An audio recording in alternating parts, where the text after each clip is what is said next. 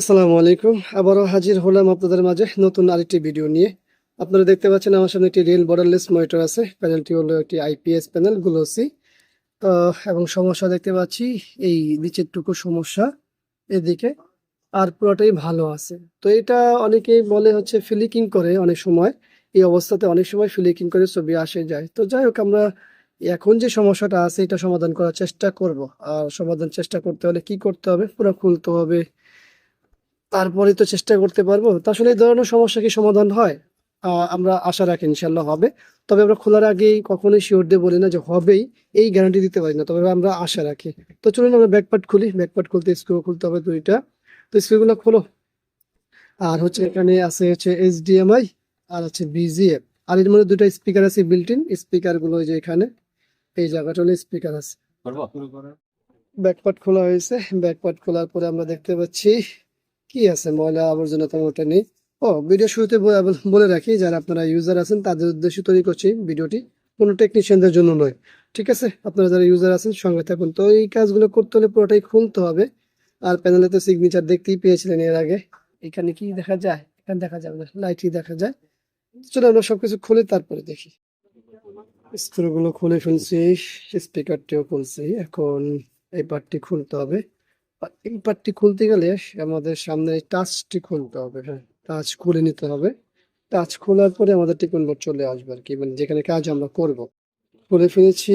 এখন আমাদের কাজ তো করতে হবে এই বোর্ডে। এখানেই তো আমাদের সব আইসি, এই যে হলো ডিসি টু ডিসি আইসি। এই আইসি কিন্তু খারাপ হয় না, বিষয়টা এরকম না, খারাপ হয়। কিন্তু সেক্ষেত্রে অনেক কারণ থাকতে হবে, সেগুলো উপস্থিত থাকলে আমরা বলবো এই আইসি খারাপ। কিন্তু এই যে এটার মধ্যে যেরকম নো সিগন্যাল মানে ছবি আছে, শুধু নিচের দিকে কাঁপাকাঁপি করে, সেক্ষেত্রে এটা আইসি খারাপ আমি বলবো না। ঠিক আছে, এখনো অন হয়নি যেহেতু টাচ বারটি নাই। এই যেমন নো সিগন্যাল আছে, যে এখানে হলে সমস্যাটা। বিজিএটা লাগাই। বিজিএটা লাগালে সবচেয়ে সহজে বোঝা যাবে। এই হলো আমাদের বিজিএ কেবল।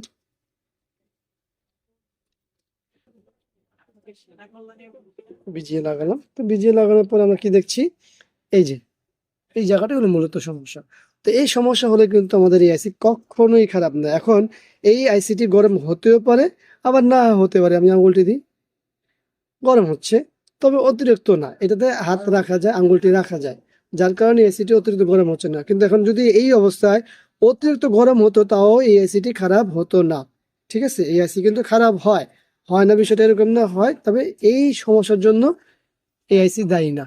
তো যাই হোক, আমরা চেষ্টা করি দেখি, যেহেতু আপনাদের উদ্দেশ্য করে তৈরি করছি যে আপনারা যারা ব্যবহারকারী আছেন তাদেরকেই মেসেজ দিব যে আসলে হয় কিনা এই দেখার জন্য।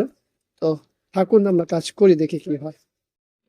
পাওয়ারটি লাগিয়েছি, বিজিএ কেবলটি লাগিয়েছি, দেখি কি অবস্থা। আমাদের এখানে কি অন হয়েছে? হ্যাঁ, অন হয়েছে। তো চলুন দেখি।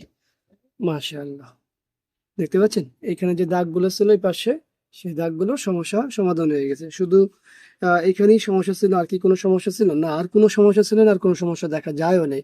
তা আমাদের যে মূল সমস্যা ছিল তা আমরা সমাধান করেছি। তো সবাইকে ধন্যবাদ জানাচ্ছি ভিডিওটি দেখার জন্য। আপনাদের যদি সমস্যা হয় তাহলে আমাদের দেওয়া নাম্বারে হোয়াটসঅ্যাপ আছে, ওই হোয়াটসঅ্যাপ নাম্বারে আপনি সমস্যাটা ভিডিও করে, হোয়াটসঅ্যাপ নাম্বারে সমস্যাটা ভিডিও করে একটু ভিডিও দিয়ে রাখবেন, দেখে জানাবো আমরা। অবশ্যই রিপ্লাই দিব যে আপনার এটা রিপেয়ার হবে কিনা। হলে অবশ্যই আমাদের সাথে, আমাদের কাছে নিয়ে আসবেন, না হলে তো বলেই দিব। কেন হবে না তাও বলে দিব। তো সবাইকে ধন্যবাদ জানাচ্ছি ভিডিওটি দেখার জন্য। দেখা হবে ইনশাআল্লাহ অন্য কোনো বিষয় নিয়ে। আজকের মতো এখানে বিদায়। আল্লাহ হাফিজ। আসসালামু আলাইকুম ওয়া রাহমাতুল্লাহি ওয়া বারাকাতুহু।